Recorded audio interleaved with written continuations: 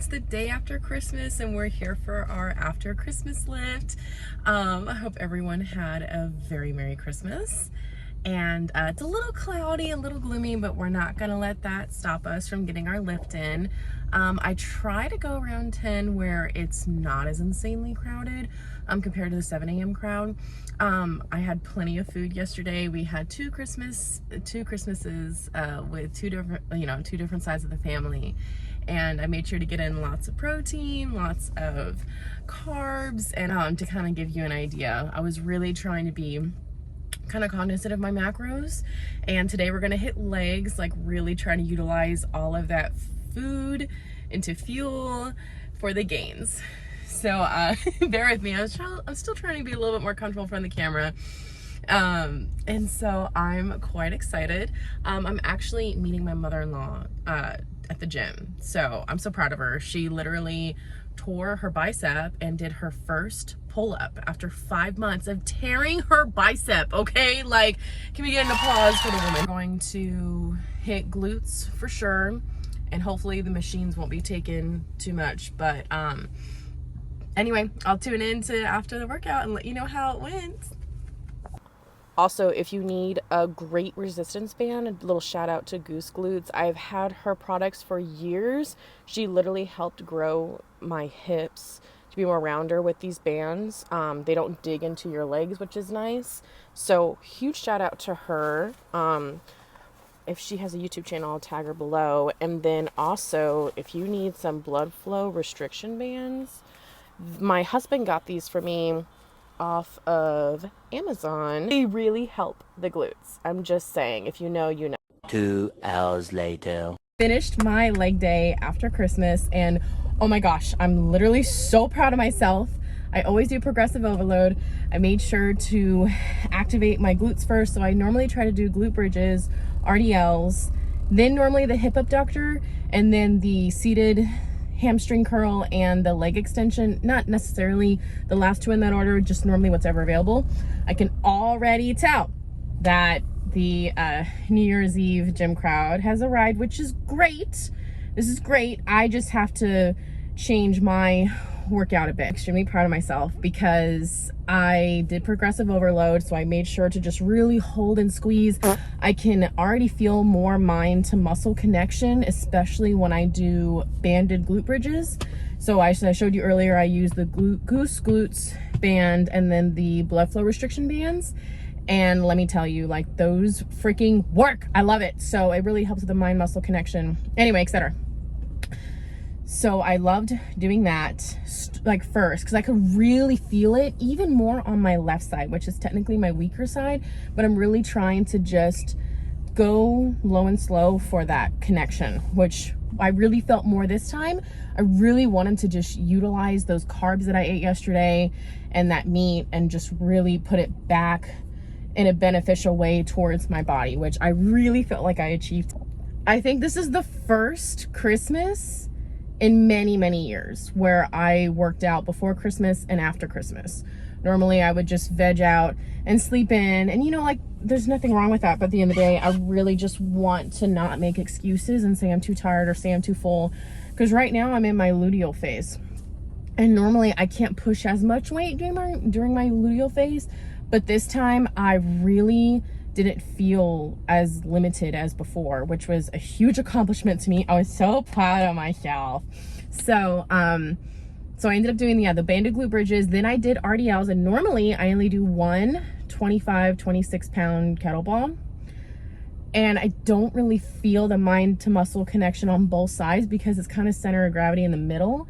So you can, if you're not paying attention, you can push more on your dominant side and barely push off on your least dominant side, and then you're not growing them equally.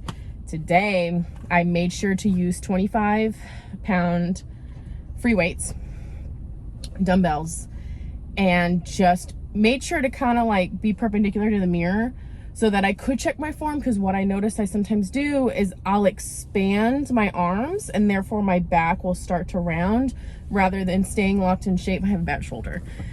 Anywho, I made sure to just kind of lock it in and to just expand, like, you know, you reach, you hinge at your hips. I'm just really trying to focus better on form. And you don't have to touch your toes with the dumbbells. And I think that's what I have to get out of my head, is like, you just keep going down until you feel that stretch. And when it starts to feel too much of a stretch, then you pull up. Another thing I'm trying to work on more is my breathing, because I'm definitely a mouth breather, and there's, you know, honey boo boo, need to work on that for sure. And I have the mouth tape, it's there. So the RDLs were good. I did 25-pound dumbbells, and I will admit, it was a little bit more crowded than I had anticipated. But anyway, next, what did I do next?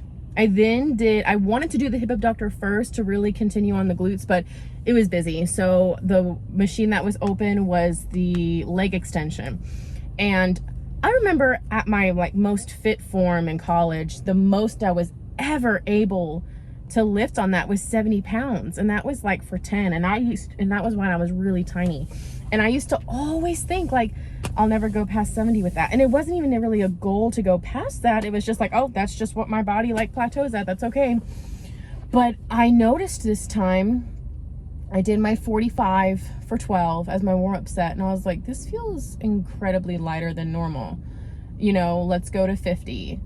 And then, or no. I have to go back at my notes, but I'm pretty sure I did 45, 50, 60, 70. No, I must have done 50s. Must have done 50 first, then 60, 70, 80. That's what I did. I started off with 50 as my warm up, and then I did 60, and then I did 70. And this was like, you know, for 10. And then 80 felt light. And I was like, whoa, that's not normally the case. So I pushed myself, and just for the heck of it, I wanted to see if I could do it. And I did 90 pounds for 10. And I made sure to just kind of lean forward so I could hinge at my glutes. And I always make sure to flex my feet, because I really want to activate all those muscles. And this girl did it. I couldn't believe it, but I had actually did it. And the fact that I wasn't totally exhausted at the end was so reassuring. I was like, holy cow, I think I can actually do this. And I really just felt like all that food was being utilized as fuel, which was fan-freaking-tastic, because I think normally in the past, food has always just, you know, I would eat, I would gorge, you know, and then I would just, you know, just pass out, and just the next day I'd be really sluggish. And it's hard for me to see food as fuel. But once you start actually utilizing that food into fuel, and you put it back into your body through exercise, like, you'll start to see the results. I mean, I probably started around Thanksgiving. It was whatever, my sister-in-law came into town, and I had a lot of free time off work, and so we started going back to the gym. That's when it's basically been about 2 months. It really doesn't take long until you see results. I think everyone kind of starts to, they kind of like teeter off if they start like on their menstrual cycle, or if you know, if work has become really stressful, or whatever the case may be. I've noticed when I'm at the gym, I can't think about anything else. I have to just focus on, like, I'm in competition with myself and nobody else. And let me tell you, like, I will see women with great figures at the gym, and that's a little motivator for me. I'm like, damn, like, she looks good. Like, I want to achieve that. And then I start focusing in on my current workout, and it's like, hey girl, just push yourself. Like, you can do it. Like, we already live in a depressing, freaking fleeting world. Like, you know, you have to try to think positively and redirect that negative energy into positive energy. Let's see, what did I do next? So then I did the seated hammer curl, or wait, what is it called? Seated hamstring curl. Seated hamstring curl. And I will admit, because I was able to lift so well with the leg extension, I really thought, okay, I'm gonna hit a new PR with this. But because I already did the dumbbell 25 free weight RDLs in the beginning, I could tell my hamstrings were getting a little tired. So I was like, okay, because I got a little cocky. And I think I started off with like 50s for 12, and then I bumped it all the way up to 80, because the last time I had done hamstring curl, I think I was able to do 110 as the max. So once I kind of completely jumped over to the 80 pound, I was like, oh my gosh, this is a lot harder than I remember. And I could start to feel a little bit of a strain. So I was like, okay, Maddie, dial it back just a little bit. So I think I did like 65, then 70, then 75. And I had to remind myself, like, it's okay. You pushed yourself more doing, you know, free weights and focusing on form than in an isolated machine. So once I did that, finally, I kind of had to wait around a little bit for the hip abductor, but that was okay. And I was able to go all the way to 100 pounds. And like, for being like 210 or so, like, that's a lot to me. Like, the last thing I want to do is deteriorate my hips, joints, or anything like that. So I'm trying to be more cognizant of that. Like, you don't always have to lift the most weight with each exercise. You know, slow and controlled and form is better. And so I did 4 sets of 10, or I did, you know, the first warm up 12 and then the rest 10. And I remember I stopped at 100 at my last set, and I was like, okay, that felt, I felt like it was I knew I had kind of hit my max or whatever, because I was really struggling with those last 2 reps. And that's what you kind of want to do, is you want to make sure you can lift full set of 10 all the way, and then it's like, it's just enough. So anyway, thank you for, if you've gotten this far, thank you for listening to my now finished journey. We're tackling a fitness lifestyle as a plus size girly, and I'm just trying to enjoy the ride, you know. Like, there's gonna be highs, there's gonna be lows, but you don't want to let the lows fully defeat you into, you know, a complete stop. Like, just how life is full of its ups and downs. I also found a great hip hop Christian playlist, and like, I will admit, like, I have to say a quick little prayer, like, during my workout, just to realize, like, I'm very blessed to have a physical form that can go into the gym. I can be able to exercise. And, you know, there was a kid in the gym, and, you know, he was in a wheelchair, and he was out there getting it. And we made eye contact at one point, and he smiled, and I smiled, and I was like, good for you, dude. Like, good for you. But it's moments like that where sometimes we forget how blessed we are, and you don't want to take anything for granted, like absolutely nothing. And, you know, just be humble. So anyway, I don't feel guilty when I you know, listening to this kind of hip hop playlist, because it doesn't have any of the bad crap or like any of the satanic stuff. Like, it feels like such a blessing to be able to glorify God even with my workout. And you want to find those moments like that where, you know, you can just connect with him. It doesn't have to be in church or only when you're reading the word. So anyway, I really hope you enjoyed this video. This is how probably most of my gym vlogs will be, with just me telling you what I learned, you know, my progress and my lows, and that's okay. Like, I'm trying to take this from a fitness journey to a fitness lifestyle.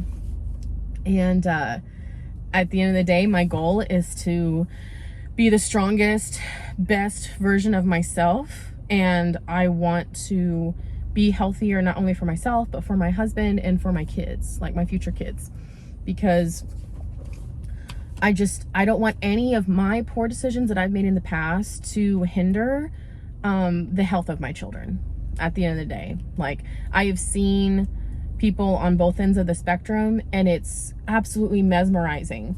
Like, to see someone like my husband, who has fantastic genetics and who was never like introduced to sugar as a kid, and just how he can physically triumph over almost anything. And it's like, thank you, Lord Jesus, for just blessing him. But anyway, I hope you guys had a very Merry Christmas, and just keep pushing through. Like, don't give up. Don't give up. Even if you're having a crappy day and you don't want to go, the hardest part is just getting there. I promise. Like, even someone like me who's only been 2 months in, the hardest part is when I'm laying in bed and thinking, like, I don't want to go. I don't want to go. I don't want to do it. And like, I will make up my mind, and then I tell myself, like, no. Do you want to lose strength? Do you want to still have your aches and pains? And it's like, no. and that will help me. That fear of going back to that helps me get back into the gym. So anyway, I'm very new to YouTube, and I'm just hoping and praying that you know, if it's the Lord's will, like, I can continue to make videos and then just, you know, trust what he does with it. But yeah, thank you for chiming in, and we'll see you with my next workout video. Bye.